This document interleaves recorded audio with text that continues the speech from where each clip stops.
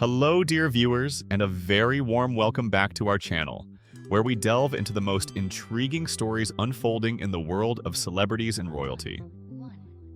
Today, we're unraveling a fascinating tapestry woven around a recent charitable event, featuring none other than the iconic Hollywood star Kevin Costner, and the unexpected dynamics that played out with Prince Harry, the Duke of Sussex, and his wife, Meghan Markle.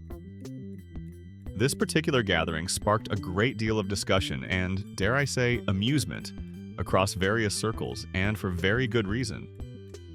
We're going to explore what truly happened, the subtleties that might have been missed, and the plausible underlying reasons behind the peculiar interactions we witnessed.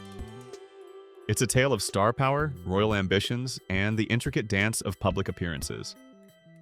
Before we embark on this captivating journey, I kindly ask you, if you enjoy our content, to take a moment to like this video, subscribe to our channel, and perhaps most importantly, hit that notification bell so you never miss another one of our in-depth explorations.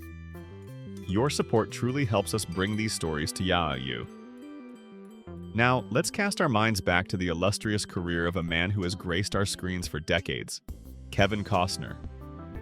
For many of us, he burst onto the cinematic landscape with an undeniable force.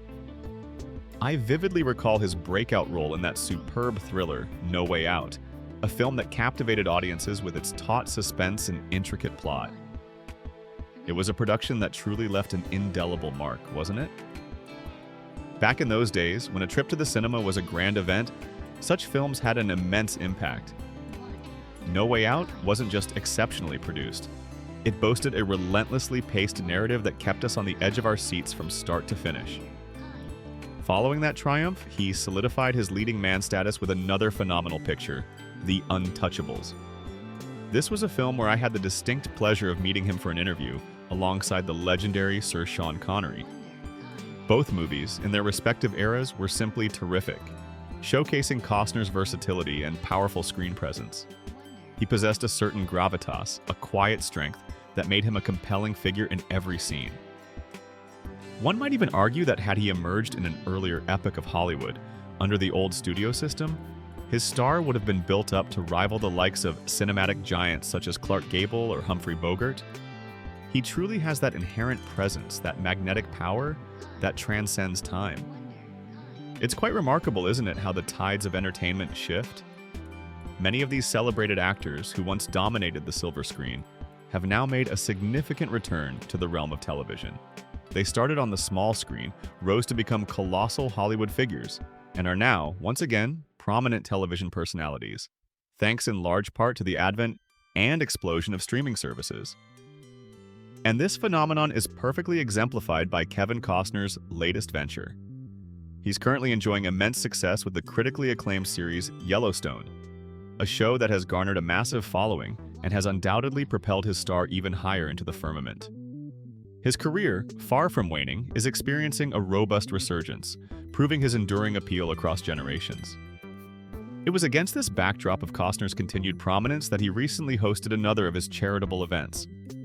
As is often the case with such high-profile gatherings, he extended an invitation to a notable guest, a figure who, for a period, held a central place within the British royal family and continues to draw considerable global attention, Prince Harry, the Duke of Sussex. Harry, as we know, has frequently lent his support and presence to various philanthropic endeavors, often delivering speeches that articulate his vision and commitment to specific causes. However, the intriguing aspect of this particular event, which quickly became the subject of widespread commentary, was the discernible presence of Meghan Markle, the Duchess of Sussex, formerly a cable television actress. She was, as many observed, hovering somewhat in the background. While Prince Harry was the officially invited guest and the focus of attention for his speech, Meghan was spotted near the sound equipment, seemingly an observer rather than a central participant. This in itself was a departure from their usual modus operandi, where they often present a united front, sharing the limelight. But here's where the narrative truly takes an unexpected turn, leading to much of the public's fascination and, for some, a touch of incredulity. During Harry's address, a moment that should have been entirely his, a moment where he appeared to be speaking with a certain freedom and conviction, Meghan suddenly, and rather conspicuously, made her way onto the stage, positioning herself behind him. It was a move that many found rather perplexing, almost as if an invisible radar drew her to the proximity of a microphone, regardless of whether it was her turn to speak. One might even suggest it was as if she felt that a microphone, by default, ought to be in her hand, as if she were the principal figure everyone was eagerly anticipating hearing from. What was particularly striking was Harry's reaction, or rather, his lack thereof. He did not turn around to greet her, nor did he offer any gesture of embrace or acknowledgement. It was almost as if he understood instinctively that any overt recognition on his part would open the floodgates, leading to her taking center stage and perhaps even attempting to seize the microphone. The scene, as captured by numerous cameras, became a subject of widespread analysis, with many interpreting Harry's subdued response as a conscious effort to maintain control of the moment, to keep the focus where it was intended to be, on his speech and the charitable cause. Adding another layer to this intriguing public appearance was Meghan's attire. She was reportedly dressed in an outfit estimated to be worth like a substantial sum, perhaps £3,000, and adorned with jewelry that was widely reported to be from Princess Diana's collection, specifically worn on her upper arm. This detail, of course, was not lost on the media. It's a well-known pattern that information regarding Meghan's fashion choices, particularly when they involve nods to the late Princess Diana, often finds its way to the press.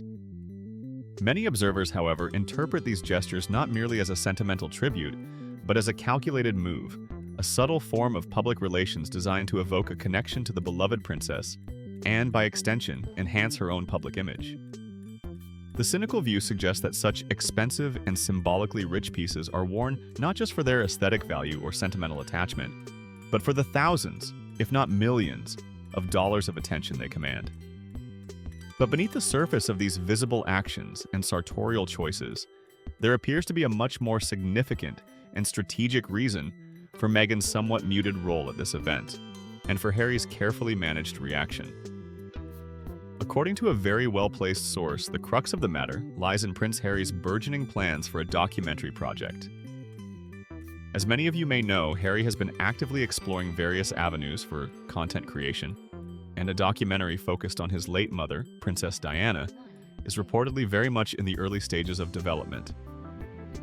The challenge he faces, however, is a delicate one.